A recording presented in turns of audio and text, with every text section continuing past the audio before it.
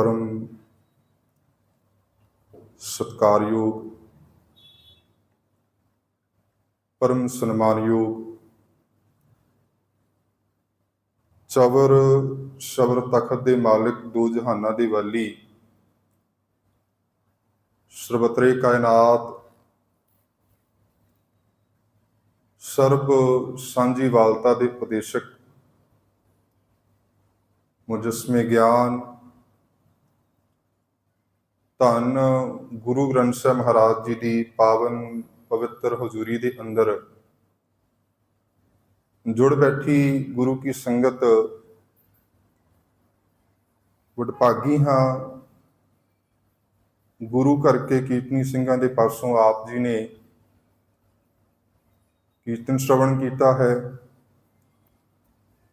सुदास अवतार सिंह और मैं पंजाबी यूनिवर्सिटी पटियाला तो PhD का विद्यार्थी हाँ। सो जिस कारज करके जिस वजह करके आप सामने मैं अपने विचार रख रहा हाँ, आप संगत का बहुत बहुत धन्यवाद है, क्योंकि अचनचेत मेरा इधर आने का प्रोग्राम बनया सी। सो प्रबंधक सज्जना ने गुरु की संगत नूं आवाज़ दे के शामा वेले दे सजे इन्हां दीवानां दे अंदर जुड़ बैठ के मेरे विचार आप संगत तक पहुँचाउण दा एक उपराला कीता है। आओ बड़े अदब सत्कार सहित विचारां दी प्रारंभता तो पहला गुरु की फतेह प्रवान करो। गज वज के आखो जी वाहिगुरु जी का खालसा वाहिगुरु जी की फतेह। मैं पिछले 9 दसंबर तो तकरीबन 2.5 महीने तो मैनू उपर हो गया अफ्रीका दे विच विचर रहा। जिस शख्सियत के जीवन के उपर मैं अपना PhD का रिसर्च वर्क कर रहा, सब तो पहला थोड़ी जी विचार मैं उन्हां बारे रखांगा, क्योंकि उन्हां दी वजह दे करके मैनू अफ्रीका के वख-वख मुल्कां दे विच वख-वख गुरुद्वारियां दे विच वख-वख सिखां दे नाल वख-वख संस्थावां दे नाल मैनू मिलन का इस सबब प्राप्त होया। सो जिस शख्सियत ते मैं अपना PhD का रिसर्च वर्क कर रहा, उन्हों नाम है डॉक्टर रघुवीर सिंह बैंस, कनेडियन सिख स्कॉलर। उन्हों का जन्म 1936 दे विच हुशियारपुर जिले के डगाना कलां पिंड दे विच होया। जद्दी पिंड उन्हों का माणक ढेरी जिला हुशियारपुर, उस पिंड दे विच उन्हें अपना बचपन बिताया, उत्थों ही अपनी स्कूलिंग। फिर टांडा कॉलेज तो पढ़ के उन्होंने रेलवे दे विच जॉब की, excise department they which job की। 1990 दे विच वो कनेडा की धरती के उपर अपने परिवार के समेत चले गए। सो जिहड़ियां उन्हां दीयां प्राप्तियां हैं, क्योंकि अज दे समय दे विच असीं आखदे हां कि सिखां ने बहुत वड्डियां वड्डियां प्राप्तियां कीतियां ने, पर दुनिया के सामने उन्हां प्राप्तियां नूं असीं लिआउण दा यतन नहीं कर रहे। सो अज दे समय दे विच भी साडे बहुत वधिया महान शख्सियतां सिख होए ने, जिन्हां ने दुनिया दे वास्ते, समाज वास्ते, धर्म वास्ते जिन्हां ने कुछ कीता है। अज दे समय दे विच जो बड़ा भयानक समा सिखां दे सामने गुजर रहा है, तुहाडे सामने है सब कुछ जो हो रहा है। सो इस समय दे विच जिथे हर कोई सिख दे अंदर एक नैगेटिविटी है, उत्थे सानू लोड़ है अज दे समय दे विच जिहड़ियां साडीआं प्रमुख शख्सियतां ने, उन्हां दा जीवन साडे बच्चिआं दे सामने, साडे आने वाली जनरेशन के सामने रखा जा सके कि जिहड़े अज दे समय दे विच भी कोई सिख होए ने। क्योंकि साडा इतिहास बड़ा कमाल दा है। 10 गुरु साहिबान तो लैके जिन्ना भी असीं इतिहास पढ़ीए, सारा इतिहास कमाल दा है। साडे कोल शहीदां दा जीवन साडे सामने रोल मॉडल है कि किवें कौम दे उन्हां शहीदां ने ਆਪਣੀਆਂ ਕੁਰਬਾਨੀਆਂ ਦੇ ਕੇ ਸਾਡੇ ਜੀਵਨ ਨੂੰ ਸੰਸਾਰ ਦੇ ਵਿੱਚ ਰੱਖਿਆ ਹੈ। ਉੱਥੇ ਹੀ ਤੁਸੀਂ ਬਹੁਤ ਸਾਰੇ ਸਿੱਖ ਵਿਦਵਾਨਾਂ ਦਾ ਜੀਵਨ ਪੜ੍ਹੋਗੇ। ਤੁਸੀਂ ਹੋਰ ਵੱਖ-ਵੱਖ ਖੇਤਰਾਂ ਦੇ ਵਿੱਚ ਜਿਨ੍ਹਾਂ ਸਿੱਖਾਂ ਨੇ ਪ੍ਰਾਪਤੀਆਂ ਕੀਤੀਆਂ ਉਹਨਾਂ ਸਿੱਖਾਂ ਦਾ ਤੁਸੀਂ ਜੀਵਨ ਪੜ੍ਹੋਗੇ। ਸੋ ਜਿਸ ਸਿੱਖ ਦੇ ਬਾਰੇ ਮੈਂ ਆਪ ਸੰਗਤ ਨਾਲ ਵਿਚਾਰ ਸਾਂਝੇ ਕਰ ਰਿਹਾ, ਸੋ ਉਹਨਾਂ ਨੇ ਤਕਰੀਬਨ 15-16 ਸਾਲ ਲਾ ਕੇ ਆਪਣੀ ਜੀਵਨ ਦੇ 15-15 ਘੰਟੇ ਆਪਣੀ ਜੀਵਨ ਦੇ ਲਾ ਕੇ ਇੱਕ ਸਿੱਖ ਕੌਮ ਦੇ ਲਈ ਇੱਕ ਇਨਸਾਈਕਲੋਪੀਡੀਆ ਤਿਆਰ ਕੀਤਾ, ਜਿਹੜਾ ਕਿ ਵਰਲਡ ਦਾ ਪਹਿਲਾ ਮਲਟੀਮੀਡੀਆ ਟੈਕਨੋਲੋਜੀ ਦੇ ਨਾਲ ਇਨਸਾਈਕਲੋਪੀਡੀਆ ਸੀ। ਕੈਨੇਡਾ ਦੀ ਪਾਰਲੀਮੈਂਟ ਦੇ ਵਿੱਚ ਉਸ ਇਨਸਾਈਕਲੋਪੀਡੀਆ ਨੂੰ ਉੱਥੋਂ ਦੇ ਕੈਨੇਡਾ ਦੇ ਪ੍ਰੈਜ਼ੀਡੈਂਟ ਦੇ ਵੱਲੋਂ ਪ੍ਰਾਈਮ ਮਿਨਿਸਟਰ ਦੇ ਵੱਲੋਂ ਲਾਂਚ ਕੀਤਾ ਗਿਆ। ਜੀਨ ਕ੍ਰਿਸਚਨ ਉਸ ਸਮੇਂ ਦੇ ਜਿਹੜੇ ਪ੍ਰਾਈਮ ਮਿਨਿਸਟਰ ਸਨ। ਸੋ ਉਹਨਾਂ ਨੇ ਆਪਣੇ ਜੀਵਨ ਦੇ ਵਿੱਚ ਐਡੀਆਂ ਵੱਡੀਆਂ ਪ੍ਰਾਪਤੀਆਂ ਕੀਤੀਆਂ। 2000 ਦੇ ਵਿੱਚ ਅਫਰੀਕਾ ਦੇ ਵੱਖ-ਵੱਖ ਦੇਸ਼ਾਂ ਦੇ ਵਿੱਚ ਆਏ ਸਨ। ਉਹਨਾਂ ਨਾਲ ਸੰਬੰਧਿਤ ਬਹੁਤ ਸਾਰੇ ਜਿਹੜੇ ਵਿਅਕਤੀ ਨੇ, ਮੈਂ ਉਹਨਾਂ ਦੀ ਇੰਟਰਵਿਊ ਕਰ ਰਿਹਾ, ਔਰ ਨਾਲ ਹੀ ਉਹਨਾਂ ਨਾਲ ਸੰਬੰਧਿਤ ਜਿਹੜੇ ਵਿਅਕਤੀ ਨੇ ਉਹਨਾਂ ਦੀਆਂ ਇੰਟਰਵਿਊ ਕਰਕੇ ਉਹਨਾਂ ਦੀ ਬਾਇਓਗ੍ਰਾਫੀ ਨੂੰ ਕੰਪਲੀਟ ਕਰਨ ਦਾ ਯਤਨ ਕਰ ਰਿਹਾ। ਸੋ ਉਹਨਾਂ ਨੇ ਸੋਸ਼ਲ ਈਵਲਸ ਦੇ ਉੱਪਰ ਆਪਣਾ ਜੀਵਨ ਦਾ ਬਹੁਤ ਸਾਰਾ ਸਮਾਂ ਲਗਾਇਆ। ਜਿਵੇਂ ਅੱਜ ਦੇ ਸਮੇਂ ਦੇ ਵਿੱਚ ਨਸ਼ਾ ਬਹੁਤ ਹੈ, ਪੰਜਾਬ ਦੇ ਵਿੱਚ ਵੀ ਹੈ, ਇੱਥੇ ਵੀ ਹੈ, ਜਾਂ ਹੋਰ ਜਿੱਥੇ ਵੀ, ਕਿਉਂਕਿ ਨਸ਼ਾ ਜਿਹੜਾ ਹੈ ਭਾਵੇਂ ਕੋਈ ਵੀ ਕਿਸੇ ਕਮਿਊਨਿਟੀ ਕਿਸੇ ਧਰਮ ਨਾਲ ਸੰਬੰਧਿਤ ਹੈ, ਹਰ ਇੱਕ ਲਈ ਨੁਕਸਾਨਦਾਇਕ ਹੈ। ਸੋ ਉਹਨਾਂ ਨੇ ਵੱਖ-ਵੱਖ ਕਾਲਜਾਂ ਦੇ ਵਿੱਚ, ਯੂਨੀਵਰਸਿਟੀਆਂ ਦੇ ਵਿੱਚ ਜਾ ਕੇ, ਵੱਖ-ਵੱਖ ਦੇਸ਼ਾਂ ਦੇ ਵਿੱਚ ਜਾ ਕੇ ਇਹਨਾਂ ਅਲਾਮਤਾਂ ਦੇ ਵਿਰੁੱਧ ਆਵਾਜ਼ ਉਠਾਈ। ਸੋ ਉਹਨਾਂ ਦੇ ਜੀਵਨ ਦੇ ਬਾਰੇ ਮੈਂ ਆਪ ਸੰਗਤ ਨਾਲ ਵਿਚਾਰ ਸਾਂਝੇ ਕਰ ਰਿਹਾ। ਉਹਨਾਂ ਨੂੰ ਬਹੁਤ ਸਾਰੀ ਸਨਮਾਨ, ਬਹੁਤ ਸਾਰੇ ਅਵਾਰਡ, ਵੱਖ-ਵੱਖ ਦੇਸ਼ਾਂ ਦੇ ਵੱਡੇ ਅਵਾਰਡ ਉਹਨਾਂ ਨੂੰ ਪ੍ਰਾਪਤ ਹੋਏ। ਔਰ 2015 ਦੇ ਵਿੱਚ ਉਸ ਵਕਤ ਦੇ ਪ੍ਰਾਈਮ ਮਿਨਿਸਟਰ ਜਿਹੜੇ ਕੈਨੇਡਾ ਦੇ ਸਟੀਫਨ ਹਾਪਰ, ਉਹਨਾਂ ਦੇ ਵੱਲੋਂ ਉਹਨਾਂ ਦੀਆਂ ਸੋਸ਼ਲ ਈਵਲਸ ਦੇ ਉੱਪਰ ਜੋ ਪ੍ਰਾਪਤੀਆਂ ਸਨ ਉਹਨਾਂ ਨੂੰ ਪ੍ਰਾਈਮ ਮਿਨਿਸਟਰ ਅਵਾਰਡ ਜਿਹੜਾ ਮਿਲਿਆ। ਸੋ ਉਸ ਕੈਨੇਡੀਅਨ ਸਿੱਖ ਸਕਾਲਰ ਦੇ ਜੀਵਨ ਦੇ ਉੱਪਰ ਮੇਰਾ PhD ਦਾ ਰਿਸਰਚ ਵਰਕ ਚੱਲ ਰਿਹਾ ਹੈ। ਔਰ ਆਪਣੀ ਸਿੱਖ ਕੌਮ ਦੇ ਵਿੱਚ ਦੁਨੀਆ ਦੇ ਮਹਾਨ 100 ਸਿੱਖਾਂ ਦੇ ਵਿੱਚ ਉਹਨਾਂ ਦਾ ਨਾਮ ਸ਼ਾਮਿਲ ਰਿਹਾ, ਜਿਨ੍ਹਾਂ ਨੇ ਆਪਣੀ ਜੀਵਨ ਦੇ ਵਿੱਚ ਬਹੁਤ ਵੱਡੀਆਂ ਪ੍ਰਾਪਤੀਆਂ ਕੀਤੀਆਂ, 2014 ਦੇ ਵਿੱਚ ਵੀ, 2015 ਦੇ ਵਿੱਚ ਵੀ। ਔਰ ਅਕਾਲ ਤਖਤ ਵੱਲੋਂ ਕੇਵਲ ਇੱਕੋ ਇੱਕ ਐਸਾ ਸਿੱਖ ਹੈ ਜਿਹਨੂੰ Sikh scholar of computer age ਦਾ ਅਵਾਰਡ ਦਿੱਤਾ ਗਿਆ ਹੈ। ਉੱਥੇ ਹੀ 2016 ਦੇ ਵਿੱਚ ਉਹ ਅਕਾਲ ਚਲਾਣਾ ਕੀਤੇ। 1936 ਦੇ ਵਿੱਚ ਉਹਨਾਂ ਦਾ ਜਨਮ ਹੋਇਆ। 80 ਸਾਲ ਦੀ ਉਮਰ ਦੇ ਵਿੱਚ ਉਹ ਅਕਾਲ ਚਲਾਣਾ ਕਰ ਗਏ। ਔਰ 2018 ਦੇ ਵਿੱਚ, ਅਗਸਤ 2018 ਦੇ ਵਿੱਚ ਸਿੱਖਾਂ ਦਾ ਕੇਂਦਰੀ ਅਜਾਇਬ ਘਰ ਸ੍ਰੀ ਦਰਬਾਰ ਸਾਹਿਬ ਅੰਮ੍ਰਿਤਸਰ, ਉਸ ਕੇਂਦਰੀ ਅਜਾਇਬ ਘਰ ਦੇ ਵਿੱਚ ਜਿੱਥੇ ਆਮ ਸਿੱਖਾਂ ਦੀ ਤਸਵੀਰ ਨਹੀਂ ਲੱਗਦੀ ਹੈ, ਜਿਹੜਾ ਕੋਈ ਸਿੱਖ ਆਪਣੇ ਜੀਵਨ ਦੇ ਵਿੱਚ ਵੱਡੀ ਕੋਈ ਪ੍ਰਾਪਤੀ ਕਰਕੇ ਜਾਂਦਾ ਹੈ, ਜਿਹੜਾ ਸਿੱਖ ਕੋਈ ਮਹਾਨ ਕਾਰਜ ਕਰਦਾ ਹੈ, ਉਹਨਾਂ ਸਿੱਖਾਂ ਦੀ ਤਸਵੀਰ ਸਿੱਖਾਂ ਦੇ ਕੇਂਦਰੀ ਅਜਾਇਬ ਘਰ ਦਰਬਾਰ ਸਾਹਿਬ ਅੰਮ੍ਰਿਤਸਰ ਦੀ ਪਾਵਨ ਧਰਤੀ ਦੇ ਉੱਪਰ ਲੱਗਦੀ ਹੈ। ਸੋ ਉਹਨਾਂ ਦੀ ਤਸਵੀਰ ਅਗਸਤ 2018 ਦੇ ਵਿੱਚ ਉਸ ਅਜਾਇਬ ਘਰ ਦੇ ਵਿੱਚ ਲਗਾਈ ਗਈ। ਸੋ ਇਹ ਡਾਕਟਰ ਕਬੀਰ ਸਿੰਘ ਬੈਂਸ, ਉਹਨਾਂ ਦਾ ਜੀਵਨ ਮੈਂ ਆਪ ਸੰਗਤ ਨਾਲ ਸਾਂਝਾ ਕੀਤਾ ਸੀ। ਮੈਂ ਉਹਨਾਂ ਨਾਲ ਸੰਬੰਧਿਤ ਬਹੁਤ ਸਾਰੇ ਵਿਅਕਤੀਆਂ ਦੀ ਇੰਟਰਵਿਊ ਕੀਤੀ ਹੈ। ਸੋ ਤਕਰੀਬਨ ਇਹ ਮੇਰਾ 5ਵਾਂ ਦੇਸ਼ ਹੈ। ਕੀਨੀਆ ਦੇ ਵਿੱਚ ਬਹੁਤ ਸਾਰੇ ਗੁਰਦੁਆਰਿਆਂ ਦੇ ਵਿੱਚ ਬਹੁਤ ਸਾਰੇ ਬਜ਼ੁਰਗਾਂ ਦੀ ਮੈਂ ਇੰਟਰਵਿਊ ਕੀਤੀ, ਕਿਉਂਕਿ ਉਹਨਾਂ ਨਾਲ ਸੰਬੰਧਿਤ ਮੈਂ 10-15 ਵਿਅਕਤੀਆਂ ਦੀ ਇੰਟਰਵਿਊ ਕਰਦਾ ਤੇ ਕਰਕੇ ਚਲਾ ਜਾਣਾ ਸੀ। ਪਰ ਇੱਕ ਸਕਾਲਰ ਹੋਣ ਦੇ ਨਾਤੇ, ਇੱਕ ਖੋਜਾਰਥੀ ਹੋਣ ਦੇ ਨਾਤੇ ਮੈਂ ਆਪਣੀ ਜ਼ਿੰਮੇਵਾਰੀ, ਆਪਣੇ ਫਰਜ਼ ਨੂੰ ਸਮਝਦਿਆਂ ਇਸ ਗੱਲ ਦਾ ਮਹਿਸੂਸ ਕੀਤਾ ਕਿ ਅਫਰੀਕਾ ਦੇ ਸਿੱਖਾਂ ਦਾ ਇਤਿਹਾਸ ਬੜਾ ਕਮਾਲ ਦਾ ਹੈ। ਅਫਰੀਕਾ ਦੇ ਸਿੱਖਾਂ ਦੀ ਹਿਸਟਰੀ ਬਹੁਤ ਕਮਾਲ ਦੀ ਹੈ। ਪਿਛਲੇ 6 ਮਹੀਨੇ ਤੋਂ ਮੈਂ ਅਫਰੀਕਾ ਦੇ ਬਾਰੇ ਰਿਸਰਚ ਕਰਨ ਵਾਸਤੇ ਲੱਗਾ ਤਾਂ ਕਿ ਇੱਥੋਂ ਦੇ ਗੁਰਦੁਆਰਿਆਂ ਦੇ ਬਾਰੇ ਮੈਨੂੰ ਕੋਈ ਜਾਣਕਾਰੀ ਮਿਲ ਸਕੇ, ਇੱਥੋਂ ਦੇ ਸਿੱਖਾਂ ਦੇ ਮੈਨੂੰ ਬਾਰੇ ਕੋਈ ਜਾਣਕਾਰੀ ਮਿਲ ਸਕੇ। ਮੈਨੂੰ ਜਾਣਕਾਰੀ ਮਿਲੀ, ਮੈਂ ਨਹੀਂ ਕਹਿੰਦਾ ਕਿ ਮੈਨੂੰ ਜਾਣਕਾਰੀ ਮਿਲੀ ਨਹੀਂ, ਮੈਨੂੰ ਜਾਣਕਾਰੀ ਮਿਲੀ, ਪਰ ਬਹੁਤ ਥੋੜੀ। ਔਰ ਜਦੋਂ ਮੈਂ ਅਫਰੀਕਾ ਦੇ ਵਿੱਚ ਆਇਆ ਔਰ ਅਫਰੀਕਾ ਦੇ ਵਿੱਚ ਆ ਕੇ ਇਸ ਗੱਲ ਨੂੰ ਅਹਿਸਾਸ ਕੀਤਾ, ਮਹਿਸੂਸ ਕੀਤਾ ਕਿ ਇੱਥੋਂ ਦੇ ਸਿੱਖਾਂ ਦਾ ਇਤਿਹਾਸ ਬਹੁਤ ਕਮਾਲ ਦਾ, ਜਿਹੜਾ ਕਿ ਕਿਤਾਬਾਂ ਦੇ ਵਿੱਚ ਲਿਖਿਆ ਨਹੀਂ ਗਿਆ, ਕਿਤਾਬਾਂ ਦੇ ਵਿੱਚ ਲਿਖਿਆ ਨਹੀਂ ਗਿਆ। ਸੋ ਕੀਨੀਆ ਦੇ ਵਿੱਚ ਮੈਨੂੰ ਆ ਕੇ ਪਤਾ ਲੱਗਾ ਕਿ ਮੱਖਣ ਸਿੰਘ ਨੇ ਕੀਨੀਆ ਦੀ ਆਜ਼ਾਦੀ ਦੇ ਵਿੱਚ ਆਪਣਾ ਕਿੰਨਾ ਵੱਡਾ ਯੋਗਦਾਨ ਦਿੱਤਾ। ਜਦੋਂ ਕੀਨੀਆ ਆਜ਼ਾਦ ਹੋਇਆ ਉਸ ਵਕਤ ਸਭ ਤੋਂ ਪਹਿਲਾ ਰਾਸ਼ਟਰਪਤੀ ਜਿਹੜਾ ਬਣਾਇਆ ਗਿਆ ਜੋਮੋ ਕੈਨੇਡਾ।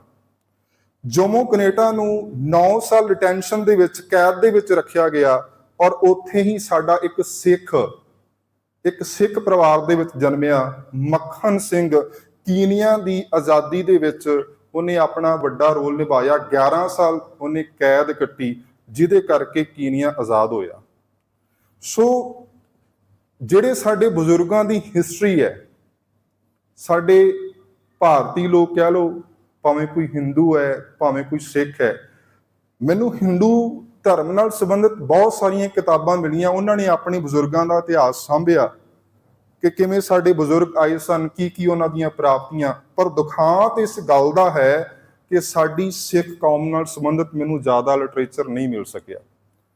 ਸੋ ਮੈਂ ਅਫਰੀਕਾ ਦੇ ਵਿੱਚ ਜਾ ਕੇ ਵੱਖ-ਵੱਖ ਗੁਰਦੁਆਰਿਆਂ ਦੇ ਵਿੱਚ ਰਿਕਾਰਡ ਕਢਵਾਇਆ ਕਿ ਇਹ ਗੁਰਦੁਆਰੇ ਕਦੋਂ ਬਣੇ ਨੇ, ਇਹ ਗੁਰਦੁਆਰੇ ਕਿੰਨਾਂ ਬਜ਼ੁਰਗਾਂ ਨੇ ਬਣਾਏ ਨੇ, ਉਸ ਸਮੇਂ ਕਿੱਦਾਂ ਦੇ ਹਾਲਾਤ ਸਨ। ਕਿਉਂਕਿ ਅਫਰੀਕਾ ਦੇ ਵਿੱਚ ਇੱਥੋਂ ਦਾ ਜੇ ਮੈਂ ਬਜ਼ੁਰਗਾਂ ਨਾਲ ਬੈਠਾਂਗਾ, ਗੱਲਬਾਤ ਕਰਾਂਗਾ, ਔਰ ਜਿੰਨੀ ਵੀ ਸੰਗਤ ਇਸ ਵੀਡੀਓ ਦੇ ਰਾਹੀਂ ਜਾਂ ਆਪ ਤੁਸੀਂ ਇਸ ਗੁਰਦੁਆਰਾ ਸਾਹਿਬ ਸਾਊਥ ਅਫਰੀਕਾ ਦੇ ਡਰਬਨ ਦੇ ਇਸ ਗੁਰਦੁਆਰਾ ਸਾਹਿਬ ਤੋਂ ਤੁਸੀਂ ਮੇਰੀ ਆਵਾਜ਼ ਸੁਣ ਰਹੇ ਹੋ, ਮੈਂ ਇਹੀ ਬੇਨਤੀ ਕਰਾਂਗਾ ਕਿਉਂਕਿ ਦੇਖੋ ਗੁਰੂ ਨਾਨਕ ਸਾਹਿਬ ਸੱਚੇ ਪਾਤਸ਼ਾਹ ਦੀ ਕਿੱਡੀ ਵੱਡੀ ਕਿਰਪਾ ਸਾਡੇ ਉੱਪਰ।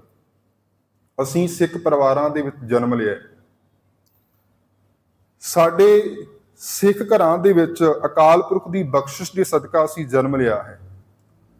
ਔਰ ਗੁਰੂ ਨਾਨਕ ਸਾਹਿਬ ਸੱਚੇ ਪਾਤਸ਼ਾਹ, ਕਿਉਂਕਿ ਦੁਨੀਆ ਦੇ 8 ਵੱਡੇ ਧਰਮ ਜਿਹੜੇ ਨੇ, ਕਿਉਂਕਿ ਮੇਰੀ ਜਿਹੜੀ ਸਟੱਡੀ ਹੈ, ਮੈਂ ਆਪਣੀ ਮਾਸਟਰ ਡਿਗਰੀ ਜਿੱਥੇ ਹਿਸਟਰੀ ਦੇ ਵਿੱਚ ਕੀਤੀ, ਉੱਥੇ ਕੰਪੈਰੀਟਿਵ ਸਟੱਡੀ ਆਫ ਰਿਲੀਜਨ ਦੇ ਵਿੱਚ ਆਪਣੀ ਮਾਸਟਰ ਡਿਗਰੀ ਕੀਤੀ।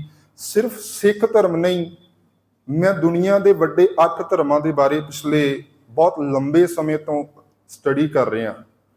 ਸੋ ਇਸ ਗੱਲ ਨੂੰ ਮੈਂ ਮਹਿਸੂਸ ਕਰਦਾ ਕਿ ਸਿੱਖਾਂ ਨੇ ਆਪਣਾ ਇਤਿਹਾਸ ਬਣਾਇਆ ਜ਼ਰੂਰ ਹੈ, ਪਰ ਉਹਨੂੰ ਸਹੀ ਤਰੀਕੇ ਨਾਲ ਦੁਨੀਆ ਦੇ ਸਾਹਮਣੇ ਪੇਸ਼ ਨਹੀਂ ਕਰ ਸਕੇ। ਤੁਸੀਂ ਅਫਰੀਕਾ ਦੇ ਬਾਰੇ ਜਦੋਂ ਪੜ੍ਹੋਗੇ, ਕਿਉਂਕਿ ਅਫਰੀਕਾ ਦੇ ਵਿੱਚ ਵੀ ਸਾਡੇ ਬਜ਼ੁਰਗਾਂ ਦਾ ਇਤਿਹਾਸ ਤਕਰੀਬਨ, ਜਿਹੜਾ ਮੈਨੂੰ ਕੀਨੀਆ ਦੇ ਵਿੱਚ ਆ ਕੇ ਪਤਾ ਲੱਗਿਆ ਕਿ ਸਾਡੇ ਬਜ਼ੁਰਗਾਂ ਦਾ ਇਤਿਹਾਸ 120 ਸਾਲ ਤੋਂ ਵੀ ਪੁਰਾਣਾ ਹੈ। 120 ਸਾਲ ਤੋਂ ਵੀ ਪੁਰਾਣਾ। ਕੀਨੀਆ ਦੇ ਵਿੱਚ ਇੱਕ ਗੁਰਦੁਆਰਾ ਸਾਹਿਬ ਹੈ ਕਿਸਮੂ ਦੇ ਵਿੱਚ, ਸ੍ਰੀ ਗੁਰੂ ਸਿੰਘ ਸਭਾ। ਉਸ ਗੁਰਦੁਆਰੇ ਦਾ ਮੈਂ ਰਿਕਾਰਡ ਕਢਵਾਇਆ।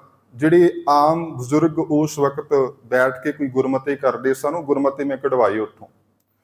ਉਹਨਾਂ ਗੁਰਮਤਿਆਂ ਦੇ ਵਿੱਚ ਮੈਨੂੰ ਜਾਣਕਾਰੀ ਮਿਲੀ ਕਿ 1902 ਦੇ ਵਿੱਚ ਜਿੱਥੇ ਉਸ ਗੁਰਦੁਆਰੇ ਬਾਰੇ ਮੈਨੂੰ ਜਾਣਕਾਰੀ ਮਿਲੀ, ਉੱਥੇ ਨੈਰੋਬੀ ਦੇ ਹੋਰ ਕਈ ਗੁਰਦੁਆਰਿਆਂ ਦੇ ਬਾਰੇ ਮੈਨੂੰ ਜਾਣਕਾਰੀ ਮਿਲੀ। ਸੋ ਜਿਹੜੀ ਮੈਂ ਵਿਚਾਰ ਸਾਂਝੀ ਕਰ ਰਿਹਾ ਕਿ ਅਸੀਂ ਗੁਰਦੁਆਰੇ ਬਣਾਉਂਦੇ ਹਾਂ, ਉੱਥੇ ਹੀ ਸਾਡਾ ਸਿਸਟਮ ਵੀ ਉਸ ਤਰੀਕੇ ਨਾਲ ਹੋਣਾ ਚਾਹੀਦਾ ਹੈ। ਸਾਡਾ ਪ੍ਰਬੰਧ, ਸਾਡਾ ਸਿਸਟਮ ਇਸ ਤਰੀਕੇ ਨਾਲ ਹੋਵੇ ਕਿ ਸਾਡੇ ਜਿਹੜਾ ਲਿਟਰੇਚਰ ਹੈ ਸਾਡਾ ਜੋ ਹੈ ਉਸ ਤਰੀਕੇ ਨਾਲ ਲਿਖਿਆ ਜਾਵੇ, ਤਾਂ ਕਿ ਆਉਣ ਵਾਲੇ ਬੱਚਿਆਂ ਨੂੰ ਪਤਾ ਲੱਗ ਸਕੇ ਕਿ ਗੁਰਦੁਆਰਾ ਕਦੋਂ ਬਣਿਆ ਸੀ, ਕਿਹੜੇ-ਕਿਹੜੇ ਸਿੱਖਾਂ ਨੇ ਯੋਗਦਾਨ ਦਿੱਤਾ ਹੈ। ਸੋ 1902 ਦਾ ਰਿਕਾਰਡ ਮੈਂ ਉਸ ਗੁਰਦੁਆਰੇ ਦੇ ਵਿੱਚੋਂ ਕਢਵਾਇਆ ਔਰ ਮੈਂ ਹੈਰਾਨ ਸਾਂ, ਉਹਨਾਂ ਬਜ਼ੁਰਗਾਂ ਦਾ ਵਿਜ਼ਨ ਕਿੱਡਾ ਕਮਾਲ ਦਾ ਸੀ। ਉਹਨਾਂ ਬਜ਼ੁਰਗਾਂ ਦਾ ਵਿਜ਼ਨ ਕਿੱਡਾ ਕਮਾਲ ਦਾ ਸੀ। 1902 ਦੇ ਵਿੱਚ ਉਹ ਜਿਹੜਾ ਮੇਰੇ ਕੋਲ ਅਜੇ ਵੀ ਉਹਨਾਂ ਦੀਆਂ ਹੱਥ ਲਿਖਤਾਂ ਨੇ ਬਜ਼ੁਰਗਾਂ ਦੀਆਂ 120 ਸਾਲ ਪਹਿਲਾਂ ਦੀਆਂ, ਉਹਨਾਂ ਦੇ ਵਿੱਚ ਕੱਲੀ ਜਾਣਕਾਰੀ ਵੀ ਅੱਜ ਇਸ ਗੁਰਦੁਆਰੇ ਦੇ ਵਿੱਚ ਇਸ ਜਥੇ ਨੇ ਕੀਰਤਨ ਕੀਤਾ, ਆ ਸੰਗਤ ਆਈ, ਇੰਨੇ ਵਜੇ ਦੀਵਾਨ ਸਜਿਆ, ਔਰ ਇੰਨੀ ਕੱਲੀ ਜਾਣਕਾਰੀ ਉਸ ਜਿਹੜੇ ਪੂਰੇ ਰਿਕਾਰਡ ਦੇ ਵਿੱਚ। ਜਿੱਥੇ ਉਸ ਗੁਰਦੁਆਰੇ ਦੀ ਜਾਣਕਾਰੀ, ਉੱਥੇ ਇਹ ਵੀ ਜਾਣਕਾਰੀ ਕਿ ਇਸ ਗੁਰਦੁਆਰਾ ਸਾਹਿਬ ਤੋਂ ਆ ਜਥਾ ਕੀਰਤਨ ਕਰਨ ਵਾਸਤੇ ਆਇਆ। ਸੋ ਇਹ ਸਾਡੀ ਹਿਸਟਰੀ ਹੈ, ਇਹ ਸਾਡਾ ਇਤਿਹਾਸ ਹੈ। ਸੋ ਅਸੀਂ ਆਪਣਾ ਇਤਿਹਾਸ, ਮੈਂ ਪਹਿਲਾਂ ਬੇਨਤੀ ਕਰ ਰਿਹਾ, ਜਿੱਥੇ ਇਤਿਹਾਸ ਬਣਾਉਣਾ ਔਖਾ ਹੈ ਨਾ, ਉਸ ਤੋਂ ਵੀ ਜ਼ਿਆਦਾ ਔਖਾ ਹੈ ਉਸ ਨੂੰ ਲਿਖਣਾ। ਸਾਡੀ ਕੌਮ ਨੇ ਇਤਿਹਾਸ ਬਣਾਇਆ ਜ਼ਰੂਰ, ਪਰ ਸਾਡੀ ਕੌਮ ਆਪਣਾ ਇਤਿਹਾਸ ਲਿਖ ਨਹੀਂ ਸਕੀ। ਸਿੱਖਾਂ ਦਾ ਵੀ ਇਤਿਹਾਸ ਜੇ ਸਾਡਾ ਮਿਲਦਾ ਵੀ ਹੈ, ਤੁਸੀਂ ਦੇਖੋ ਵੀ ਗੁਰੂ ਨਾਨਕ ਸਾਹਿਬ ਤੋਂ ਲੈ ਕੇ ਗੁਰੂ ਗੋਬਿੰਦ ਸਿੰਘ ਤੱਕ ਦਾ ਜੀਵਨ, ਜਾਂ ਬਾਬਾ ਬੰਦਾ ਸਿੰਘ ਬਹਾਦਰ ਤੋਂ ਬਾਅਦ ਦਾ ਅਸੀਂ ਜੀਵਨ ਦੇਖੀਏ, ਤੇ ਅਸੀਂ ਸਿੱਖਾਂ ਨੇ ਆਪਣਾ ਬਹੁਤਾ ਸਮਾਂ ਹੈ ਜੋ ਜੰਗਲਾਂ ਦੇ ਵਿੱਚ ਬਿਤਾਇਆ। ਬਹੁਤਾ ਸਮਾਂ ਘੋੜਿਆਂ ਦੀਆਂ ਕਾਠੀਆਂ ਤੇ, ਕਿਉਂਕਿ ਜੰਗਾਂ ਦੇ ਵਿੱਚ ਉਹਨਾਂ ਨੂੰ ਇਹੋ ਜਿਹੀਆਂ ਮੁਸ਼ਕਲਾਂ ਦਾ ਸਾਹਮਣਾ ਪੂਰੀ ਇੱਕ ਸਦੀ ਕਹਿ ਲਈਏ ਅਸੀਂ ਆਪਣਾ, ਜੇ ਸਾਡਾ ਕੁਝ ਲਿਖਿਆ ਵੀ ਸੀ ਤੇ ਸਰਸਾ ਨਦੀ ਦੇ ਵਿੱਚ ਰੁੜ ਗਿਆ, ਔਰ ਜੇ ਸਾਡੇ ਬਾਰੇ ਕਿਸੇ ਨੇ ਲਿਖਿਆ ਉਹਨੇ ਆਪਣੇ ਹਿਸਾਬ ਨਾਲ ਆਪਣੇ ਤਰੀਕੇ ਦੇ ਨਾਲ ਉਹਨੇ ਲਿਖਣ ਦਾ ਯਤਨ ਕੀਤਾ। ਕਿਉਂਕਿ ਮੈਂ ਇੱਥੇ ਤੰਜ਼ਾਨੀਆ ਦੇ ਜਿਹੜਾ ਦਾਰਾ ਸਲਾਮ ਦਾ ਗੁਰਦੁਆਰਾ ਸ੍ਰੀ ਗੁਰੂ ਸਿੰਘ ਸਭਾ, ਉੱਥੋਂ ਦੀ ਲਾਇਬ੍ਰੇਰੀ ਦੇ ਵਿੱਚ ਮੈਨੂੰ ਇੱਕ 1937 ਦੀ ਕਿਤਾਬ ਮਿਲੀ, ਜਿਹੜੀ ਪ੍ਰੇਮ ਸਿੰਘ ਹੋਤੀ ਮਰਦਾਨ ਜੀ ਨੇ ਬਾਬਾ ਬੰਦਾ ਸਿੰਘ ਬਹਾਦਰ ਜੀ ਦੇ ਜੀਵਨ ਤੇ ਲਿਖੀ ਹੋਈ, 1937 ਦੀ। ਸੋ ਉਹਨਾਂ ਇਹ ਗੱਲ ਲਿਖੀ ਹੈ ਉਸ ਕਿਤਾਬ ਦੀ ਭੂਮਿਕਾ ਦੇ ਵਿੱਚ ਕਿ ਜਿੰਨੀ ਦੇਰ ਤੱਕ ਅਸੀਂ ਆਪਣਾ ਇਤਿਹਾਸ ਆਪ ਨਹੀਂ ਲਿਖਦੇ, ਉਨੀ ਦੇਰ ਤੱਕ ਅਸੀਂ ਦੁਨੀਆ ਦੇ ਸਾਹਮਣੇ ਆਪਣੇ ਆਪ ਦਾ ਸਹੀ ਰੂਪ ਪੇਸ਼ ਨਹੀਂ ਕਰ ਸਕਦੇ। ਮੁਸਲਮਾਨਾਂ ਨੇ ਸਾਨੂੰ ਆਪਣੇ ਹਿਸਾਬ ਨਾਲ ਲਿਖਿਆ, ਹਿੰਦੂਆਂ ਨੇ ਆਪਣੇ ਹਿਸਾਬ ਨਾਲ ਲਿਖਿਆ, ਅੰਗਰੇਜ਼ਾਂ ਨੇ ਆਪਣੇ ਹਿਸਾਬ ਨਾਲ ਲਿਖਿਆ। ਸੋ ਅੱਜ ਸਮਾਂ ਹੈ, ਕਿਉਂਕਿ ਦੁਨੀਆ ਦੀਆਂ ਵੱਖ-ਵੱਖ ਕੌਮਾਂ ਨੇ ਜੇ ਤਰੱਕੀ ਕੀਤੀ ਹੈ, ਮੈਂ ਜਿੱਥੇ ਕਿਤੇ ਵੀ ਗਿਆ ਇਹ ਬੇਨਤੀ ਕੀਤੀ ਕਿ ਅੱਜ ਸਾਡੇ ਬੱਚੇ ਜਿਹੜੇ ਨੇ, ਅਸੀਂ ਆਮ ਕਰਕੇ ਕਹਿੰਦੇ ਆ ਕਿ ਬੱਚੇ ਸਿੱਖੀ ਤੋਂ ਦੂਰ ਜਾ ਰਹੇ ਨੇ, ਬੱਚੇ ਗੁਰਦੁਆਰਿਆਂ ਦੇ ਵਿੱਚ ਆਉਂਦੇ ਨਹੀਂ ਸਾਡੇ ਨੌਜਵਾਨ, ਪਰ ਇਹ ਕਦੇ ਮੰਥਨ ਕਰਨ ਦਾ ਯਤਨ ਕਰੋ ਵੀ ਇਹਦੇ ਪਿੱਛੇ ਕਾਰਨ ਕੀ ਹੈ। ਸਾਡੇ ਬੱਚੇ ਗੁਰਦੁਆਰਿਆਂ ਦੇ ਵਿੱਚ ਕਿਉਂ ਨਹੀਂ ਆ ਰਹੇ? ਸਾਡੇ ਬੱਚੇ ਸਿੱਖ ਲਿਟਰੇਚਰ, ਸਿੱਖ ਕਿਤਾਬਾਂ ਦੇ ਨਾਲ ਕਿਉਂ ਨਹੀਂ ਜੁੜ ਰਹੇ? ਇਹਦੇ ਹੱਲ ਵਾਸਤੇ, ਇਹਨੂੰ ਸਮਝਣ ਵਾਸਤੇ ਸਾਨੂੰ, ਜਿਵੇਂ ਆਮ ਕਰਕੇ ਅਸੀਂ ਆਪਣੇ ਜੀਵਨ ਦੇ ਵਿੱਚ ਕਹਿੰਦੇ ਕਿ ਫਲਾਣੇ ਬੰਦੇ ਤੋਂ ਸਿੱਖਿਆ ਲੈ ਲਾ, ਕਿਸੇ ਬੰਦੇ ਦੀ ਐਗਜ਼ਾਮਪਲ ਦੇ ਦਿੰਦੇ, ਜਿਹੜਾ ਬੰਦਾ ਕੋਈ ਕਾਮਯਾਬ ਹੋਵੇ, ਜਿਹੜਾ ਬੰਦਾ ਕੋਈ ਸਕਸੈਸ ਹੋਵੇ, ਜਿਸ ਆਪਣੇ ਜੀਵਨ ਦੇ ਵਿੱਚ ਕਿਸੇ ਨੇ ਕਾਮਯਾਬੀ ਹਾਸਲ ਕੀਤੀ ਹੋਵੇ, ਅਸੀਂ ਉਹਦੀ ਐਗਜ਼ਾਮਪਲ ਦਿੰਦੇ ਆ ਕਿ ਫਲਾਣੇ ਬੰਦੇ ਤੋਂ ਸਿੱਖਿਆ ਲੈ। ਸੋ ਅਸੀਂ ਵੀ, ਸਾਡਾ ਨਵੇਕਲਾ ਧਰਮ ਸੀ, ਅਸੀਂ ਵੀ ਆਪਣੇ, ਸਾਡੀ ਕੌਮ ਨੇ ਬਹੁਤ ਕੁਝ ਚੰਗਾ ਵੀ ਤੇ ਮਾੜਾ ਵੀ ਹੰਢਾਇਆ ਤਾਰੀਖ ਦੇ ਪੰਨਿਆਂ ਦੇ ਵਿੱਚ। ਅੱਜ ਦੁਨੀਆ ਦੀਆਂ ਜਿਹੜੀਆਂ ਮਹਾਨ ਕੌਮਾਂ ਨੇ, ਦੁਨੀਆ ਦੀਆਂ ਜਿਹੜੀਆਂ ਕਾਮਯਾਬ ਕੌਮਾਂ ਨੇ, ਮੈਂ ਅਕਸਰ ਉਹਨਾਂ ਦੀ ਐਗਜ਼ਾਮਪਲ ਦਿੰਦਾ ਹੁੰਨਾ। ਤੁਸੀਂ ਯਹੂਦੀਆਂ ਵੱਲ ਦੇਖੋਗੇ, ਜਿਊਜ਼ ਵੱਲ ਦੇਖੋਗੇ, ਹਿਟਲਰ ਨੇ ਕਰੋੜਾਂ ਬੰਦੇ ਜਰਮਨ ਦੇ ਵਿੱਚ ਚੈਂਬਰਾਂ ਦੇ ਵਿੱਚ ਪਾ ਕੇ ਸਾੜਿਆ, ਉਹਨਾਂ ਨੂੰ ਜਿਉਂਦਿਆਂ ਨੂੰ, ਹਿਟਲਰ ਨੇ। ਸੋ ਉਹਨਾਂ ਯਹੂਦੀਆਂ ਨੇ ਕੀ ਕੀਤਾ? ਆਪਣੀ ਕੌਮ ਖਤਮ ਹੋਣ ਦੇ ਕਿਨਾਰੇ ਸੀ ਉਹਨਾਂ ਨੇ, ਪਰ ਉਹਨਾਂ ਨੇ ਇੱਕੋ ਗੱਲ ਤੇ ਜ਼ੋਰ ਦਿੱਤਾ, ਉਹ ਸੀ ਐਜੂਕੇਸ਼ਨ।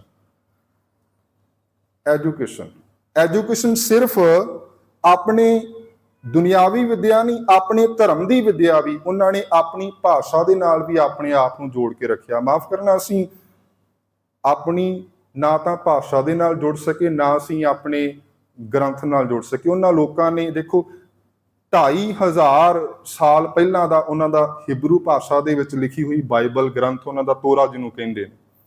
ਸੋ ਉਸ ਗ੍ਰੰਥ ਦੇ ਨਾਲ ਅੱਜ ਵੀ ਉਹ ਲੋਕ ਜੁੜੇ ਹੋਏ ਨੇ, ਔਰ ਉਹਨਾਂ ਲੋਕਾਂ ਨੇ ਤਰੱਕੀ ਕੀਤੀ। ਤੁਸੀਂ ਜਾਪਾਨੀਆਂ ਨੂੰ ਦੇਖੋਗੇ, ਜਾਪਾਨ ਦੇ ਵਿੱਚ ਕਿੰਨਾ ਕੁਝ ਹੋਇਆ ਹੈ, ਪਰ ਉਹਨਾਂ ਲੋਕਾਂ ਨੇ ਤਰੱਕੀ ਕੀਤੀ। ਉਹਨਾਂ ਦੇ ਕੋਲ ਕੀ ਸੀ, ਕਿਹੜਾ ਹਥਿਆਰ ਸੀ ਜਿਨ੍ਹਾਂ ਦੇ ਨਾਲ ਲੜ ਕੇ ਤਰੱਕੀ ਕੀਤੀ? ਉਹ ਸੀ ਐਜੂਕੇਸ਼ਨ। ਅੱਜ ਜੋ ਮੈਂ ਇੱਥੇ ਆ ਕੇ ਮਹਿਸੂਸ ਕਰਦਾ, ਸਿੱਖਾਂ ਨੇ ਆਪਣੇ ਸਥਾਨ ਬਣਾਏ, ਗੁਰਦੁਆਰੇ ਬਹੁਤ ਬਣਾਏ ਵੱਡੇ ਵੱਡੇ, ਪਰ ਖਿਮਾ ਕਰਨਾ, ਜਦੋਂ ਅਫਰੀਕਾ ਦੇ ਬਜ਼ੁਰਗ ਜਿਹੜਾ ਇਹਨਾਂ ਗੁਰਦੁਆਰਿਆਂ ਦੇ ਵਿਚਰ ਕੇ ਮੈਂ ਇਹਨਾਂ ਗੁਰਦੁਆਰਿਆਂ ਬਾਰੇ ਸਾਰਾ ਕੁਝ ਇਤਿਹਾਸ ਜਾਂ ਇੱਥੋਂ ਸਿੱਖਾਂ ਦੇ ਬਾਰੇ ਬਹੁਤ ਕੁਝ ਹਰੇਕ ਪੱਖਾਂ ਤੋਂ ਚੀਜ਼ਾਂ ਜਾਣਨ ਦਾ ਯਤਨ ਕੀਤਾ। ਉਹਨਾਂ ਬਜ਼ੁਰਗਾਂ ਦਾ ਵਿਜ਼ਨ ਸੀ ਹਰੇਕ ਗੁਰਦੁਆਰੇ ਦੇ ਨਾਲ ਤੁਹਾਨੂੰ ਸਕੂਲ ਮਿਲੇਗਾ। ਮਬਾਸਾ ਦੇ ਵਿੱਚ ਗੁਰਦੁਆਰਾ ਵੀ ਹੈ, ਨਾਲ ਤੁਹਾਨੂੰ ਸਕੂਲ ਮਿਲੇਗਾ। ਨਰੋਬੀ ਦੇ ਵਿੱਚ ਸਿੰਘ ਸਭਾ ਗੁਰਦੁਆਰਾ ਤੇ ਨਾਲ ਸਕੂਲ। ਪਰ ਉਸ ਬਜ਼ੁਰਗਾਂ ਦੀ ਕੀਤੀ ਹੋਈ ਕਮਾਈ ਜਿਹੜੀ ਹੈ ਉਹਨੂੰ ਅੱਗੇ ਸਹੀ ਤਰੀਕੇ ਨਾਲ ਚਲਾਇਆ ਨਹੀਂ ਗਿਆ, ਉਸ ਵਿਜ਼ਨ ਨੂੰ ਸਮਝਿਆ ਨਹੀਂ ਗਿਆ। ਅੱਜ ਬਹੁਤ ਸਾਰੇ ਸਕੂਲ ਅਫਰੀਕਾ ਦੇ ਵਿੱਚ ਸਿੱਖਾਂ ਦੇ ਹੱਥੋਂ ਚਲੇ ਗਏ, ਸਰਕਾਰਾਂ ਨੇ ਟੇਕ ਓਵਰ ਕਰ ਲਏ। ਇਟ ਮੀਨਸ ਕਿ ਅਸੀਂ ਐਜੂਕੇਸ਼ਨ ਤੋਂ ਓਨੇ ਦੂਰ ਹਾਂ, ਸਿੱਖਿਆ ਤੋਂ ਓਨੇ ਦੂਰ ਹਾਂ। ਸਾਡੇ ਕੋਲ ਅੱਜ ਗੁਰਦੁਆਰੇ ਵੀ ਨੇ, ਪਰ ਸਭ ਤੋਂ ਵੱਡੀ ਗੱਲ ਐਜੂਕੇਸ਼ਨ, ਔਰ ਐਜੂਕੇਸ਼ਨ ਸਭ ਤੋਂ ਵੱਡੀ ਹੈ ਆਪਣੇ ਧਰਮ ਦੀ ਅਸੀਂ ਜਾਣਕਾਰੀ ਆਪਣੇ ਬੱਚਿਆਂ ਨੂੰ ਦੇ ਸਕੀਏ, ਆਪਣੇ ਧਰਮ ਦੀ ਸਿੱਖਿਆ ਦੇ ਸਕੀਏ। ਸਾਡੇ ਬੱਚੇ ਇਸੇ ਕਰਕੇ ਦੂਰ ਨੇ, ਸਾਨੂੰ ਆਪਣੀ ਗੱਲ ਸਮਝਾਉਣੀ ਨਹੀਂ ਆਈ, ਸਾਨੂੰ ਆਪਣੀ ਗੱਲ ਰੱਖਣੀ ਨਹੀਂ ਆਈ, ਸਾਨੂੰ ਅਹਿਸਾਸ ਨਹੀਂ ਹੈ ਕਿ ਅਸੀਂ ਸਿੱਖ ਹਾਂ। ਸਭ ਤੋਂ ਪਹਿਲਾਂ ਤਾਂ ਇਸ ਗੱਲ ਦੇ ਉੱਪਰ ਮਾਣ ਹੋ ਸਕੇ ਨਾ, ਜਿਨ੍ਹਾਂ ਦੇ ਜੀਵਨ ਤੇ ਮੈਂ PhD ਦਾ ਆਪਣਾ ਰਿਸਰਚ ਵਰਕ ਕਰ ਰਿਹਾ, ਡਾਕਟਰ ਕਬੀਰ ਸਿੰਘ ਬੈਂਸ, ਉਹ ਕਹਿੰਦੇ ਕਿ ਆਪਣੇ ਮਾਂ ਦੇ ਬਾਰੇ ਕੁਝ ਸ਼ਬਦ ਆਖਦੇ ਹੁੰਦੇ ਸਨ ਉਹ, ਕਿ ਮੇਰੇ ਜੀਵਨ ਦੇ ਵਿੱਚ ਜੇ ਮੈਂ ਤਰੱਕੀ ਕੀਤੀ ਹੈ, ਅੱਜ ਇੰਨੀਆਂ ਵੱਡੀਆਂ ਪ੍ਰਾਪਤੀਆਂ ਹਾਸਲ ਕੀਤੀਆਂ ਨੇ, ਉਹਦੇ ਪਿੱਛੇ ਮੇਰੀ ਮਾਂ ਦਾ ਬਹੁਤ ਵੱਡਾ ਹੱਥ ਹੈ। ਸੋ ਇਨਸਾਨ ਦੇ ਜੀਵਨ ਦੇ ਵਿੱਚ ਮਾਂ ਦਾ ਬਹੁਤ ਵੱਡਾ ਯੋਗਦਾਨ ਹੁੰਦਾ ਹੈ। ਉਹ ਕਹਿੰਦੇ ਕਿ ਇੱਕ ਦਿਨ ਮੇਰੀ ਮਾਂ ਨੇ ਮੈਨੂੰ ਆਖਿਆ, ਮੇਰੇ ਕੋਲ ਮੈਨੂੰ ਬਿਠਾਇਆ, ਮੇਰੀ ਮਾਂ ਨੇ ਆਪਣੇ ਕੋਲ ਮੈਨੂੰ ਬਿਠਾਇਆ, ਬਿਠਾ ਕੇ ਆਖਣ ਲੱਗੀ ਕਿ ਪੁੱਤਰ, ਤੇਰੇ ਉੱਪਰ ਤੈਨੂੰ ਇੱਕ ਗੱਲ ਆਖਣ ਲੱਗੀ ਆ ਕਿ ਤੇਰੇ ਉੱਪਰ ਇੱਕ ਕਰਜ਼ ਹੈ। ਉਹ ਆਖਣ ਲੱਗੇ ਕਿ ਮੈਂ ਬੈਂਕ ਦਾ ਕੁਝ ਦੇਣਾ ਨਹੀਂ, ਨਾ ਮੇਰੇ ਪਿਤਾ ਨੇ ਬੈਂਕ ਦਾ ਕੁਝ ਦੇਣਾ, ਫਿਰ ਕਰਜ਼ ਕਿਸ ਗੱਲ ਦਾ? ਮਾਂ ਨੇ ਆਪਣੇ ਪੁੱਤਰ ਨੂੰ ਸਿੱਖਿਆ ਦਿੱਤੀ ਕਿ ਬੱਚੇ, ਪੁੱਤਰ, ਤੇਰੇ ਉੱਪਰ ਕਰਜ਼ ਹੈ ਕਿ ਤੇਰੀ ਖਾਤਰ ਗੁਰੂ ਅਰਜਨ ਸਾਹਿਬ ਨੇ ਤੱਤੀ ਤਵੀ ਦੇ ਉੱਪਰ ਬੈਠ ਕੇ ਆਪਣੇ ਆਪ ਨੂੰ ਸ਼ਹੀਦ ਕਰਵਾਇਆ। ਦਿੱਲੀ ਦੇ ਚਾਂਦਨੀ ਚੌਂਕ ਦੇ ਵਿੱਚ ਗੁਰੂ ਤੇਗ ਬਹਾਦਰ ਸਾਹਿਬ ਸੱਚੇ ਪਾਤਸ਼ਾਹ ਨੇ ਆਪਣਾ ਸੀਸ ਲੁਹਾਇਆ। ਤੇਰੀ ਖਾਤਰ ਚਮਕੌਰ ਦੀ ਗੜੀ ਦੇ ਵਿੱਚ, ਤੇਰੀ ਖਾਤਰ ਸਰਹੰਦ ਦੀਆਂ ਨੀਹਾਂ ਦੇ ਵਿੱਚ ਸਾਹਿਬਜ਼ਾਦੇ ਚਿਣ ਕੇ ਸ਼ਹੀਦ ਕੀਤੇ ਗਏ। ਉਹਨਾਂ ਸਾਹਿਬਜ਼ਾਦਿਆਂ ਨੇ ਆਪਣੀਆਂ ਕੁਰਬਾਨੀਆਂ ਦਿੱਤੀਆਂ। ਤੇਰੀ ਖਾਤਰ ਜਿਨ੍ਹਾਂ ਨੂੰ ਤੂੰ ਅਰਦਾਸ ਦੇ ਵਿੱਚ ਰੋਜ਼ ਪੜ੍ਹਦਾ ਹੈ, ਮਾਫ ਕਰਨਾ, ਪੜ੍ਹਦੇ ਤਾਂ ਅਸੀਂ ਵੀ ਹਾਂ, ਅਰਦਾਸ ਦੇ ਵਿੱਚ ਸਾਹਿਬਜ਼ਾਦਿਆਂ ਨੂੰ ਅਸੀਂ ਵੀ ਚੇਤੇ ਕਰਦੇ ਹਾਂ, ਰੋਜ਼ ਪੜ੍ਹਦੇ ਹਾਂ ਅਸੀਂ। ਜਦੋਂ ਵੀ ਅਰਦਾਸ ਕਰੀਏ, ਜਦੋਂ ਅਸੀਂ ਬਾਣੀ ਪੜ੍ਹਦੇ ਹਾਂ, ਭਾਵੇਂ ਕੋਈ ਸਵੇਰ ਵੇਲੇ ਬਾਣੀ ਪੜ੍ਹੀਏ, ਭਾਵੇਂ ਸ਼ਾਮ ਵੇਲੇ ਬਾਣੀ ਪੜ੍ਹੀਏ, ਅਰਦਾਸ ਕਰਦੇ ਹਾਂ ਤੇ ਉਹਨਾਂ ਦੇ ਵਿੱਚ ਸ਼ਬਦ ਆਉਂਦੇ ਨੇ, ਜਿਨ੍ਹਾਂ ਸਿੰਘਾਂ ਸਿੰਘਣੀਆਂ ਨੇ ਧਰਮ ਹੇਤ ਸੀਸ ਦਿੱਤੇ, ਬੰਦ ਕਟਵਾਈ। ਉਹ ਮਾਂ ਨੇ ਆਖਿਆ ਕਿ ਤੇਰੀ ਖਾਤਰ ਕਿਸੇ ਨੇ ਆਪਣੀ ਬੰਦ ਕਟਵਾਈ ਸੀ, ਤੇਰੀ ਖਾਤਰ ਕਿਸੇ ਨੇ ਆਪਣਾ ਖੋਪਰ ਲਵਾਇਆ ਸੀ। ਸੋ ਉਹਨਾਂ ਬਜ਼ੁਰਗਾਂ ਦਾ ਤੇਰੇ ਉੱਪਰ ਕਰਜ਼ ਹੈ। ਕਹਿੰਦੀ ਕਿ ਜਦੋਂ ਮੈਂ ਦੁਨੀਆ ਤੋਂ ਰੁਖਸਤ ਹੋ ਜਾਵਾਂਗੀ, ਜਦੋਂ ਮੇਰੇ ਜਿਹੜੇ ਸਵਾਸ ਨੇ ਖਤਮ ਹੋ ਜਾਣਗੇ, ਜਦੋਂ ਜਿਹੜੇ ਸ਼ਮਸ਼ਾਨ ਘਾਟ ਦੇ ਵਿੱਚ 4 ਮੋਢਿਆਂ ਦੇ ਉੱਪਰ ਚੁੱਕ ਕੇ ਮੈਨੂੰ ਸਾੜ ਵੀ ਦਿੱਤਾ ਜਾਏਗਾ ਨਾ, ਔਰ ਮੇਰੇ ਮਰਨ ਤੋਂ ਬਾਅਦ ਵੀ ਮੇਰੀ ਕੌਮ ਦਾ, ਉਹਨਾਂ ਸ਼ਹੀਦਾਂ ਦਾ ਕਰਜ਼ ਮੇਰੇ ਉੱਪਰ ਰਹੇਗਾ। ਸੋ ਅਸੀਂ ਇਸ ਗੱਲ ਦਾ ਅਹਿਸਾਸ ਕਰ ਸਕੀਏ ਕਿ ਅੱਜ ਦੀ ਉਹ ਮਾਂ ਹੈ ਜੋ ਆਪਣੇ ਉਹਨਾਂ ਮਹਾਨ ਕੌਮ ਦੇ ਸ਼ਹੀਦਾਂ ਦਾ ਕਰਜ਼ ਚੇਤੇ ਕਰਵਾ ਸਕੇ। ਸੋ ਸਾਡੇ ਉੱਪਰ ਕਰਜ਼ ਹੈ। ਅੱਜ ਦੇਖੋ ਵੀ ਗੁਰੂ ਨਾਨਕ ਸਾਹਿਬ ਦੀ ਸਿੱਖੀ ਹਜ਼ਾਰਾਂ ਕਿਲੋਮੀਟਰ, ਦੇਖੋ ਕਿੰਨੇ ਹਜ਼ਾਰਾਂ ਕਿਲੋਮੀਟਰ ਅਸੀਂ ਪੰਜਾਬ ਦੀ ਧਰਤੀ ਤੋਂ ਬੈਠੇ ਹਾਂ ਦੂਰ। ਸੋ ਕਿੱਥੇ ਕਿੱਥੇ ਗੁਰੂ ਸਾਹਿਬ ਦੀ ਕਿਰਪਾ ਹੈ, ਕਿੱਥੇ ਕਿੱਡੇ ਕਿੱਡੇ ਸੋਹਣੇ ਕਮਾਲ ਦੇ ਗੁਰਦੁਆਰੇ ਸਾਹਿਬ ਬਣੇ ਹੋਏ ਨੇ। ਸੋ ਜਿੰਨਾ ਵੀ ਇਹ ਜੀਵਨ ਹੈ ਸਾਡਾ ਉਹਨਾਂ ਗੁਰੂ ਸਾਹਿਬਾਨ ਤੇ ਸ਼ਹੀਦਾਂ ਦਾ ਕਰਜ਼ਦਾਰ ਹੈ। ਸੋ ਸਭ ਤੋਂ ਪਹਿਲੀ ਗੱਲ ਤੇ ਸਾਨੂੰ ਆਪਣੀ ਸਿੱਖ ਹੋਣ ਦਾ ਅਹਿਸਾਸ ਹੋ ਸਕੇ ਕਿ ਅਸੀਂ ਸਿੱਖ ਹਾਂ। ਜੇ ਸਿੱਖ ਹੋਣ ਦਾ ਅਹਿਸਾਸ ਹੋਏਗਾ ਤੇ ਅਸੀਂ ਦੂਜੇ ਲੋਕਾਂ ਨੂੰ ਦੱਸ ਸਕਾਂਗੇ ਕਿ ਸਾਡੀ ਆਇਡੈਂਟੀਟੀ ਕੀ ਹੈ। ਹੁਣ ਤੁਸੀਂ ਇਸ ਗੱਲ ਦਾ ਅਹਿਸਾਸ ਕਰਕੇ ਦੇਖੋ ਕਿ ਅਫਰੀਕਾ ਦੇ ਵਿੱਚ ਕੀ ਇਹਨਾਂ ਲੋਕਾਂ ਨੂੰ ਅਸੀਂ ਦੱਸ ਸਕੇ ਕਿ ਸਾਡੀ ਆਇਡੈਂਟੀਟੀ ਕੀ ਹੈ, ਸਾਡੀ ਪਹਿਚਾਨ ਕੀ ਹੈ, ਅਸੀਂ ਕੀ ਹਾਂ, ਸਾਡਾ ਧਰਮ ਕੀ ਹੈ, ਸਾਡਾ ਕਲਚਰ ਕੀ ਹੈ, ਸਾਡੇ ਜਿਹੜੇ ਜੀਵਨ ਦੀ ਰਿਚੁਅਲਸ ਕੀ ਨੇ, ਕੀ ਇਹ ਲੋਕਾਂ ਨੂੰ ਅਸੀਂ ਦੱਸ ਸਕੇ ਹਾਂ? ਮੈਂ ਫਿਰ ਬੇਨਤੀ ਕਰ ਰਿਹਾ ਕਿ ਇੱਕੋ ਇੱਕ ਚੀਜ਼ ਹੈ, ਉਹ ਹੈ ਐਜੂਕੇਸ਼ਨ। ਸਭ ਤੋਂ ਪਹਿਲਾਂ ਮੈਂ ਵੱਖ-ਵੱਖ ਜਗ੍ਹਾ ਤੇ ਬੱਚਿਆਂ ਨੂੰ, ਜਿੱਥੇ ਕਿਤੇ ਮੈਨੂੰ ਮਿਲਣ ਦਾ ਮੌਕਾ ਮਿਲਿਆ, ਬੱਚਿਆਂ ਨਾਲ ਵਿਚਾਰ ਸਾਂਝੇ ਕੀਤੇ। ਉੱਥੋਂ ਮੈਂ ਇੱਕ ਸਵਾਲ ਬੱਚਿਆਂ ਨੂੰ ਪੁੱਛਦਾ ਹੁੰਦਾ ਕਿ ਤੁਸੀਂ ਕੀ ਬਣਨਾ ਹੈ? ਬੱਚਾ ਕੋਈ ਕਹਿੰਦਾ ਕਿ ਮੈਂ ਡਾਕਟਰ ਬਣਨਾ ਹੈ, ਕੋਈ ਕਹਿੰਦਾ ਮੈਂ ਪਾਇਲਟ ਬਣਨਾ, ਕੋਈ ਕਹਿੰਦਾ ਮੈਂ ਇੰਜੀਨੀਅਰ ਬਣਨਾ। ਮੈਂ ਇੱਕੋ ਬੇਨਤੀ ਕਰਦਾ ਹੁੰਦਾ ਕਿ ਤੁਸੀਂ ਜੋ ਵੀ ਕੁਝ ਬਣੋ, ਭਾਵੇਂ ਤੁਸੀਂ ਡਾਕਟਰ ਬਣਨਾ ਹੈ, ਭਾਵੇਂ ਵਕੀਲ ਬਣਨਾ ਹੈ, ਭਾਵੇਂ ਕੋਈ ਜੱਜ ਬਣਨਾ ਹੈ, ਪਰ ਜਦੋਂ ਵੀ ਤੁਸੀਂ ਬਣਨਾ ਹੈ, ਸਭ ਤੋਂ ਪਹਿਲਾਂ ਇਸ ਗੱਲ ਦਾ ਅਹਿਸਾਸ ਹੋਵੇ ਕਿ ਮੈਂ ਸਿੱਖ ਬਣਨਾ ਹੈ। ਜੇ ਸਾਡੇ ਅੰਦਰ ਇਸ ਗੱਲ ਦਾ ਅਹਿਸਾਸ ਹੋਏਗਾ, ਫਿਰ ਵਕੀਲ ਬਣ ਕੇ ਅਸੀਂ ਜਿੱਥੇ ਆਪਣੀ ਕੌਮ ਦਾ ਤੇ ਸਮਾਜ ਦਾ ਭਲਾ ਕਰ ਸਕਦੇ ਹਾਂ। ਡਾਕਟਰ ਬਣ ਕੇ ਆਪਣੀ ਕੌਮ ਦਾ ਤੇ ਸਮਾਜ ਦਾ ਭਲਾ ਕਰ ਸਕਦੇ ਹਾਂ। ਸਾਡੇ ਅੰਦਰ ਸਭ ਤੋਂ ਪਹਿਲਾਂ ਇਸ ਗੱਲ ਦਾ ਅਹਿਸਾਸ ਹੋ ਸਕੇ ਕਿ ਅਸੀਂ ਸਿੱਖ ਹਾਂ। ਸਾਡੇ ਉੱਪਰ ਕੌਮ ਦੇ ਉਹਨਾਂ ਮਹਾਨ ਯੋਧਿਆਂ ਦਾ ਕਰਜ਼ ਹੈ। ਸੋ ਮੈਂ ਆਪ ਸੰਗਤ ਦੇ ਸਾਹਮਣੇ ਵੀ ਵਿਚਾਰ ਰੱਖ ਰਿਹਾ ਹਾਂ ਕਿ ਸਮਾਂ ਸੀਮਤ ਹੈ। ਹੁਕਮ ਹੋਇਆ ਕਿ ਲਾਈਟ ਦਾ ਥੋੜੀ ਜਿਹੀ ਪ੍ਰੋਬਲਮ ਚੱਲ ਰਹੀ ਹੈ।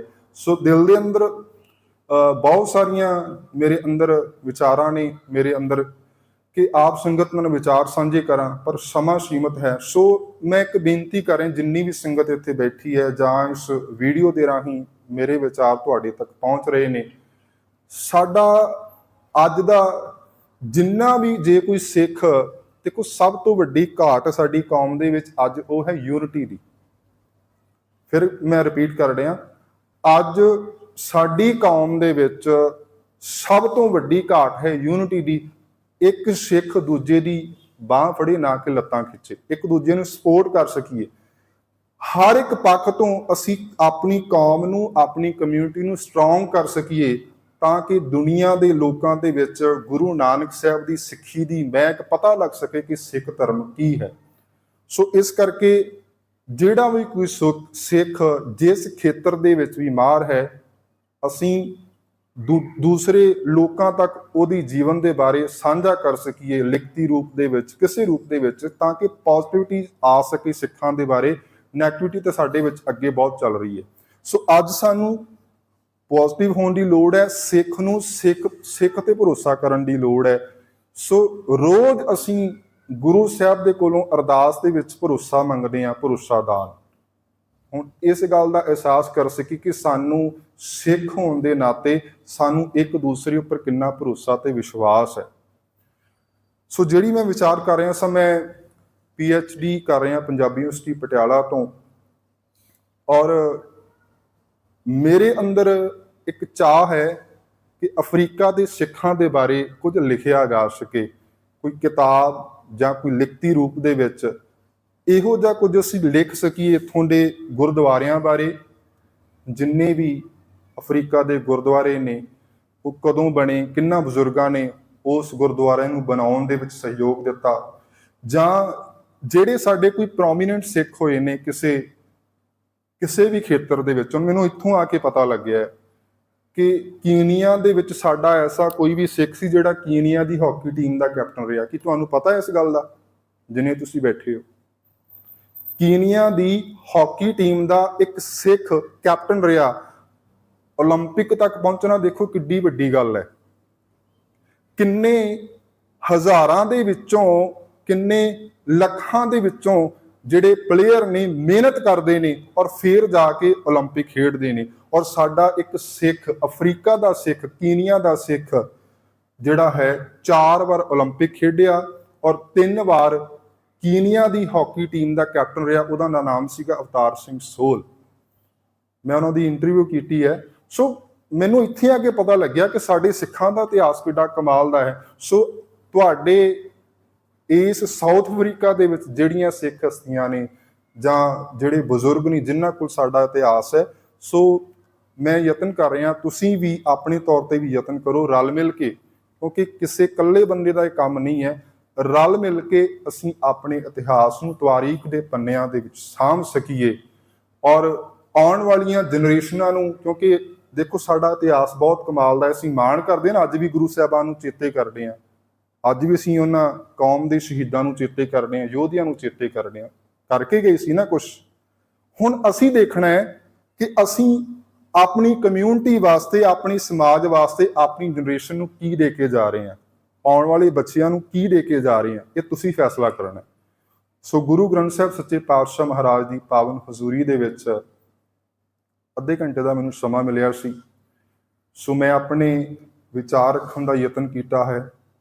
ਇਹਨਾਂ ਵਿਚਾਰਾਂ ਦੇ ਵਿੱਚ ਇੱਕ ਖੁਜ਼ਾਰਥੀ ਹੋਣ ਦੇ ਨਾਤੇ, ਇੱਕ ਸਿੱਖ ਹੋਣ ਦੇ ਨਾਤੇ ਇਹੀ ਬੇਨਤੀ ਕਰਾਂਗਾ ਕਿ ਤਵਾਰੀਖ ਦੇ ਪੰਨਿਆਂ ਦੇ ਵਿੱਚ ਆਪਣੀ ਕੌਮ ਨੂੰ ਸਾਂਭ ਲਈਏ ਔਰ ਸਾਡੇ ਬੱਚੇ ਸਾਡੇ ਤੇ ਮਾਣ ਕਰ ਸਕਣ ਕਿ ਅਸੀਂ ਸਿੱਖ ਪਰਿਵਾਰਾਂ ਦੇ ਵਿੱਚ ਜਨਮ ਲਿਆ ਹੈ। ਸੋ ਗੁਰੂ ਸਾਹਿਬ ਕਿਰਪਾ ਕਰਨ। ਧੰਨ ਗੁਰੂ ਗ੍ਰੰਥ ਸਾਹਿਬ ਸੱਚੇ ਪਾਤਸ਼ਾਹ ਮਹਾਰਾਜ ਦੀ ਬਖਸ਼ਿਸ਼ ਦੇ ਸਦਕਾ ਆਪ ਸੰਗਤ ਨਾਲ ਵਿਚਾਰ ਸਾਂਝੇ ਕੀਤੇ ਨੇ।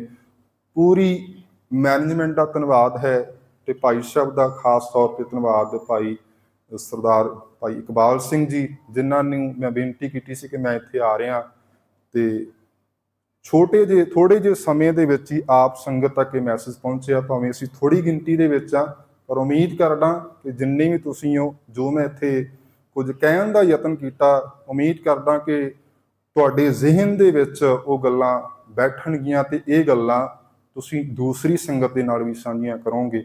ਸੋ ਸਤਿਗੁਰੂ ਸੱਚੇ ਪਾਤਸ਼ਾਹ ਮਹਾਰਾਜ ਜੀ ਬਖਸ਼ਿਸ਼ ਕਰਨ, ਹੋਈਆਂ ਵਿਚਾਰਾਂ ਕਰਦਿਆਂ ਅਨੇਕ ਪ੍ਰਕਾਰ ਦੀਆਂ ਭੁੱਲਾਂ ਦੀ ਖਿਮਾ।